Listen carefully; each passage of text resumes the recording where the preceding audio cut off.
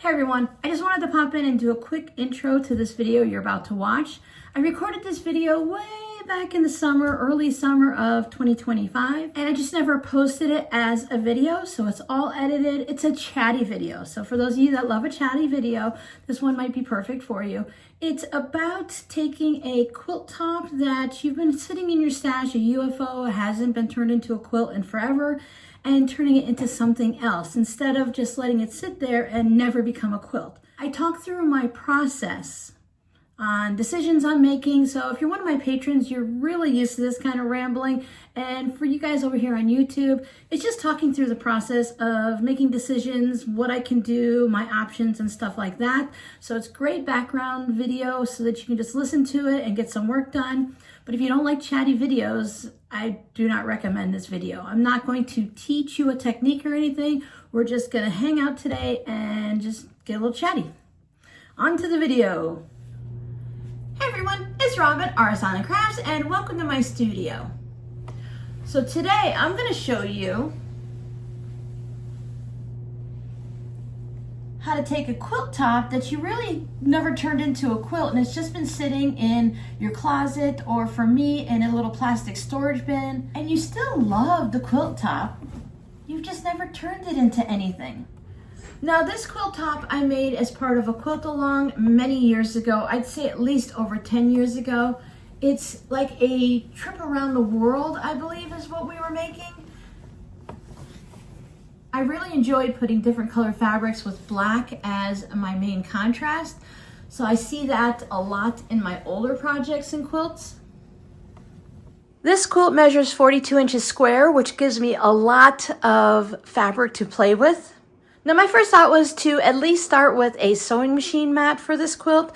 I like that it already has the borders all the way around it, so I can utilize that. Because of that thin inner border of black and then the fun outer border of all of the squares. By the way, these are 2.5 inch squares, except for some areas where I just didn't know how to do the sides so that they were all even. And all four corners just have random bits of fabric in them. I remember the quilt along, but I really don't remember much of the process. It really confused me back then as a new quilter. But as I'm looking over this, I'm seeing that I did a really good job matching up my points and my corners where they all meet. It shows that I knew it at one point and then I forgot and I had to relearn it. I think that's when I switched from one sewing machine to another. That really can mess up your 1/4 inch seam and where everything goes. They always recommend if you start sewing a quilt on one sewing machine that you should stay on that sewing machine from start to finish. It's not a good idea to go to your friend's house and use their sewing machine and then go to a retreat and use their sewing machines, because everyone is just a little bit different and you have to find that 1/4 inch. These are definitely not my usual fabrics. I know I was using whatever I had on hand. I just wanted to be able to quilt. It didn't matter to me whether anything matched or not. So I was really made to be a scrappy quilter from early on when my quilting started. So whatever I had on hand, that's what went into it. But I was thinking that since it has that thin black border, I can utilize that by cutting sections from each corner so that I can put it back together into the right measurement to fit into a sewing machine mat. Now you can see my sewing machine mat over here underneath my sewing machine, and I really love it, but I think it needs to be a little bit bigger to be more useful. I really like having fabric at the back of my sewing machine. I like to have more of the quilt in the back of my sewing machine because it grabs all of those loose threads and holds on to them. And then when I'm done working for the day, I can just take a little mini vacuum and clean it up and they won't be floating all around the room. So I thought it would be nice to have it just a little bit wider and a little bit longer this way. So that's the first project I'd like to work with you guys on. I'm going to leave these extra bits all the way around on the border. I like that look. So once I figure out the size that I'm going to do, we're going to go ahead and unpick the seams versus just cutting it. Each section shouldn't be too bad, but if you're totally annoyed with having to take out the seam ripper, I've gotten just a little bit too used to using that. then you can go ahead and just cut it with your rotary cutter and ruler, or even scissors. Then I want to see what's left over. There's got to be fabric left over because I have all of this extra that'll be left that is not being used because I want to utilize that border. So I want to take those leftover pieces and use them to make other projects. When we're done, whether it's in this video or I might have to carry it into a second video, I want to make sure that I use every bit of this quilt because I don't want to waste the fabric, the thread, and the time that I put into making it. Now, some people get really upset if you cut into a quilt or if you cut into a quilt top. My opinion, which isn't always a popular one, but if you made the quilt, it's yours to do with what you want. If you find a quilt at a thrift store and it has holes in it, or like I said, the dog chewed on it, or maybe a child spilled some fruit punch, or you spilled the fruit punch, however it works, no judgment here. I feel that it's better to use it and honor that project and move it forward to something else than to throw it away, than to leave it at the thrift store. Because if things stay at the thrift store for a certain amount of time, some stores only hold items for 30 days, others hold them for 90 days, some might keep them for a year. When that time limit is gone, they throw those items in the trash. So I'd rather see it come to someone's home and let them turn it into something than have it end up in the landfill. So that's what we're going to do today. And we're going to turn my quilt top into something because let's face it, it's been sitting in that Rubbermaid tub for at least 10 years. It's time for it to become something. So let's go ahead and get started. First thing I'm going to do is measure my sewing machine mat and figure out how big that is and then decide how much larger I want it to be. Now, I know working on this type of challenge is not fun for everyone. I love this type of creative process to figure out how I can repurpose something that I already have and turn it into something new. Since my quilt top is made in similar like an around the world type style, something in those ways, I do have this very obvious black streaks and I have this teal and stuff coming up through it. So just by folding everything up and taking the four corners and making it smaller, it's going to take away from that obvious design. And I'm okay with that, but I'm noticing some very obvious fabrics and some very obvious fabrics, and that black really stands out. To get to this point, I brought out my little trusty tape measure and I measured my sewing machine mat that I'm currently using, which is 17 inches by about 25.5 inches, give or take a 1/4 inch here or there. So I know that I love my sewing machine mat, but I want something a little bit larger. So I was thinking something maybe 20 by 30 to cover a little bit more space. I recently made one that size on my channel and I think it's a really nice size. So that's what I'm going for here. So I've been counting down squares. Now when you're using patchwork like this, it does change it a little bit. If you're using something with, say, 6.5 inch blocks that finish at 6 inches, you can just measure out the space and see what it looks like. I'm making it more difficult because I want to keep that black border. Now, I can just cut this quilt in pieces and add a new black border, but I'm trying to be really challenging here and make it so that I use what's already in the quilt. This black fabric is the same as that black fabric, so I know it matches. I'm not going to be able to match it up again because from what I remember is I have like 4 different black solid fabrics that aren't the same because I wasn't using just like Kona solids. I was using whatever I found at Joann's. Trying to fold this up on the table here is not working for me, but I just wanted to give you guys an idea of how I was going to keep that outer border and still use everything as it is on the center. So you see everything's folded here. The pieces are tucked under. I have not cut anything. I wait to the very last second before I cut anything. So I like to take my phone. Right now mine's on a tripod, so it's helpful, but you can just hold it up and stand back a little and look at the picture screen and see what you like. Take a picture of it, look at it again, maybe send it to your computer, blow it up a little larger, and see if you notice anything that might bother you. I have these 2 yellows here. That might bother me. I do have 2 blacks in various places based on the original pattern, so I don't worry about that too much. I've been trying to scroll through the fabric of the quilt top and just move it in different places. So I only have 2 blocks from the top part of the quilt and 8 down here. I would like to change it up and move it so it's more even. But this isn't bad either, because then I'll have all of that extra quilt top underneath that I can use for my other projects. Once I have everything decided on where I'm going to do it, I want to look at the back and decide how I'm going to do this. I think for this outer border, I'm going to take the seam ripper and pop that off. That way I have the seam of the black fabric to use. I will be putting binding on there, so I will lose some of that anyway, so it's not too much of a problem. If I have just a little bit of a black border, I can also use black binding, but I was thinking I might be able to use the squares also for binding if I wanted to have scrappy binding. But I'm going to seam rip that. But when it comes to the actual patchwork, because the seams are pressed in different directions and everything's not perfectly even, I'll decide at the time if I want to seam rip it or if I want to just take my rotary cutter and ruler and just chop it off. Really, it's going to depend on my patience level. So once I get my 4 quadrants cut, hopefully I can do it in a way that they're kind of even. I'll bring the pieces back and show them to you. Having a project like this is really great. We're in the summertime when things are a little bit slower. It's going to start getting really crazy when school starts back up, and before we know it, Christmas is going to be here.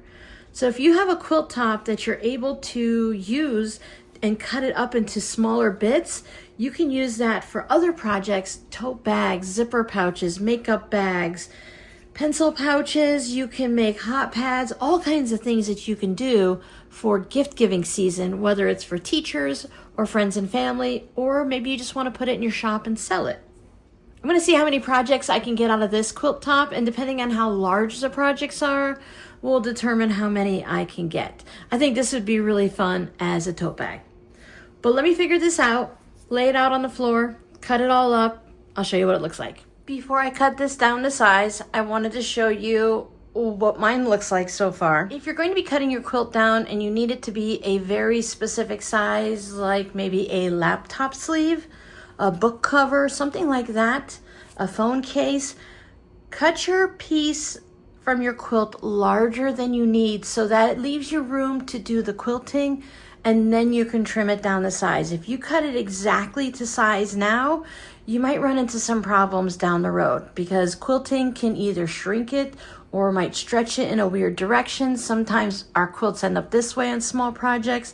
Sometimes one part will shrink in and the other part won't. I've had a lot that gets skewed, just depending on how you quilt it. And remember, we're also going to need to include seam allowance.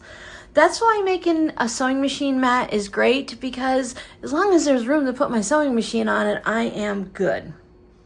Now you're still seeing the outside border because I haven't tucked it under or anything.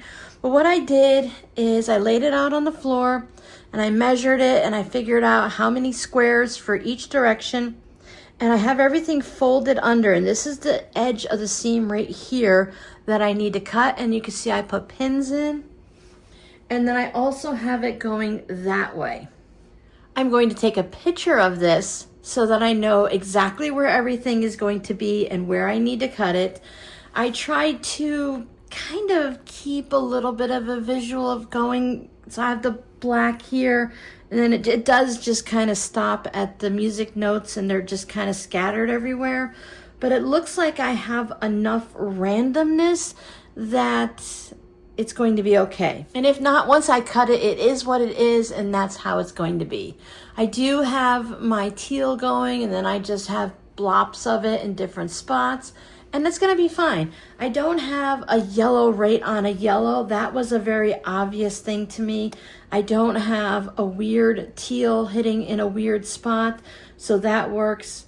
As I mentioned, for me, my blacks touch and everything, so I'm okay with that. Now I can go through the process of actually trimming everything.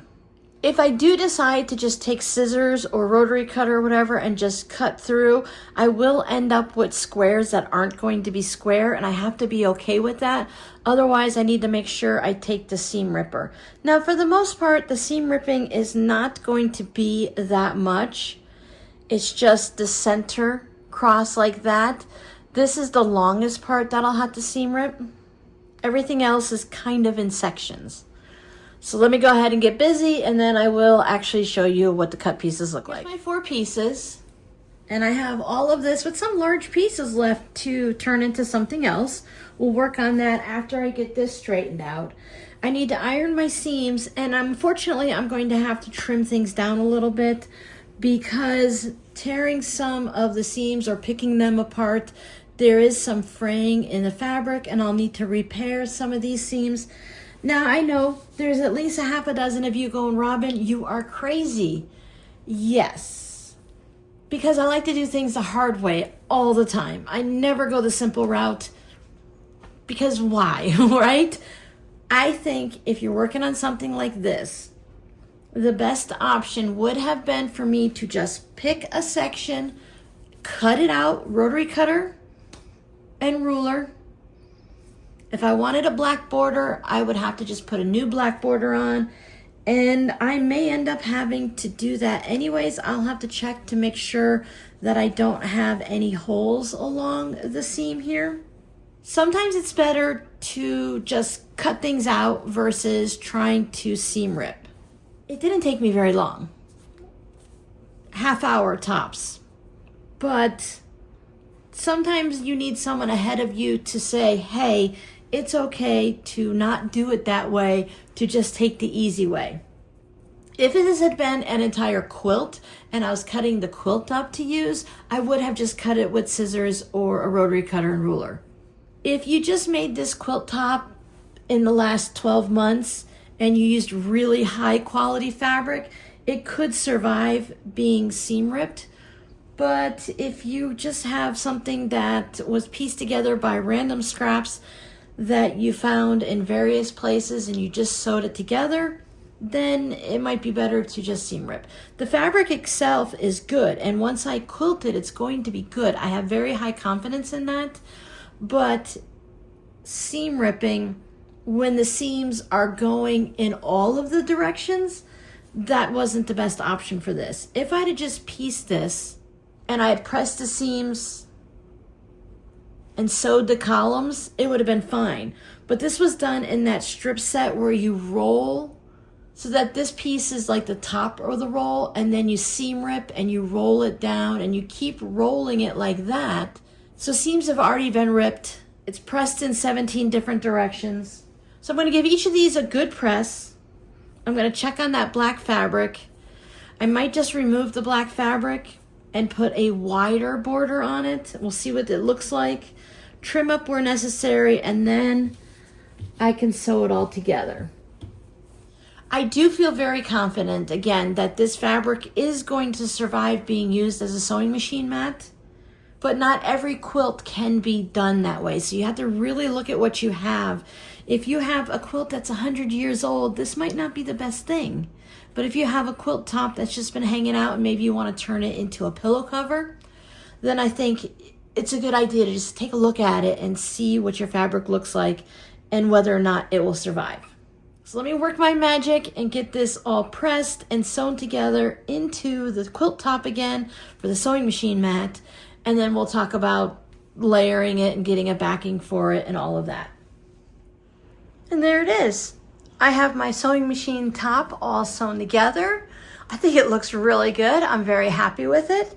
I've gone ahead and basted it to some cotton batting that I love to use. I use the Warm Company Warm and White batting. It's one of my favorites. It's what I've been using since I first started quilting. I went with this for the backing, kind of a black and white. I think it's called a window screen is what the name of the print is. I just happen to have a good large chunk of it, and I thought it would work well with all the different blacks that are in the top of this project. Now, just a few minutes ago when you were watching this video, you might have been thinking I was absolutely crazy and there's no way this is going to work out and I'm wasting my time. Sometimes that's 100% true, but I feel really good about this project, so I'm going to go ahead and quilt it up.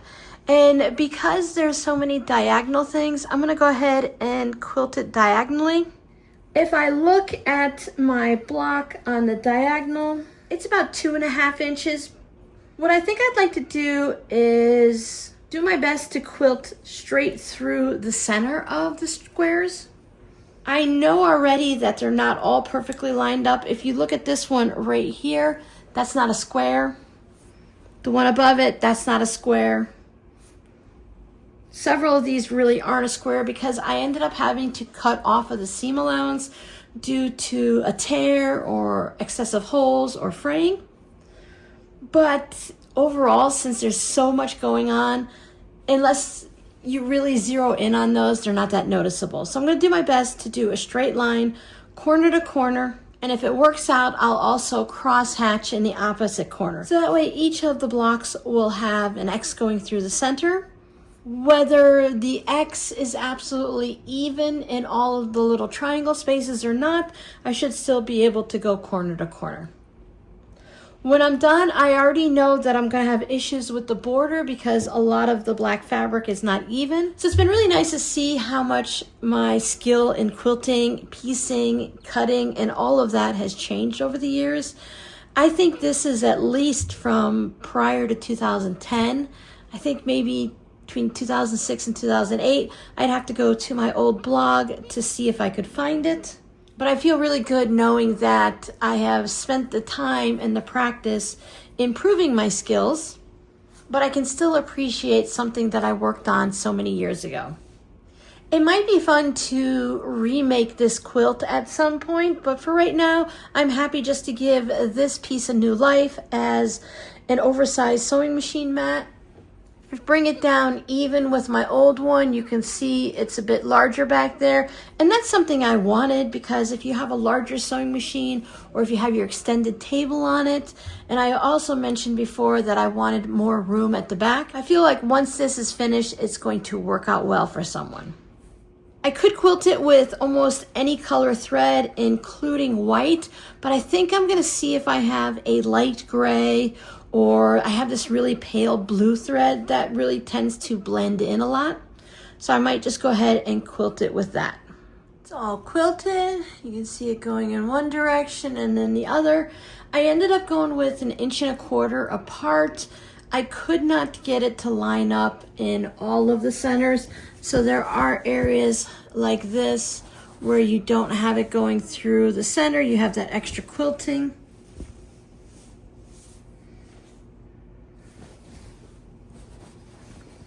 And then some areas did get that nice X. If I were to line it up through the center of each of the diagonals, there would have been weird gaps. Some would have been 1.25 inches, some would have been 2 inches. So I just went ahead and I started at one corner and I just marked them. And when I stopped going through the center, I stopped going through the center. I used that very pale light blue thread. It looks almost like white, but it doesn't have as much shine to it. The back is so busy with the window screen design that you can barely see any of the quilting at all. I'm going to trim this up evenly and try to keep it so that there's the same amount of black going all the way around. There are some points where there's not very much at all, so whatever this narrowest amount is, that's probably what I'm going to do all the way around. And I went digging through the stash, and thankfully I did find some black fabric, and I think it might be pretty close. You can kind of see in the camera I'm looking through, it looks a little faded on this one, but when I'm looking at it straight on, it's pretty close. I did try some tone on tone, different colors with the blacks, and I brought in the white and a gray and some blues and stuff, and it just did not look right for the binding. So I'm just gonna go with this black. There won't be very much of the border left anyways. It'll be mostly the binding that gives it that black border. But first I have to get it trimmed up. For projects like this, I love my 20.5 by 20.5 creative grids. Big square ruler, because that's going to allow me to easily square it up since it's 20 inches this way, and then I can just slide the ruler down to cut the rest. So the next time you see this project, it's going to be trimmed up, the binding's going to be added, and it'll be all finished and ready to find a new home.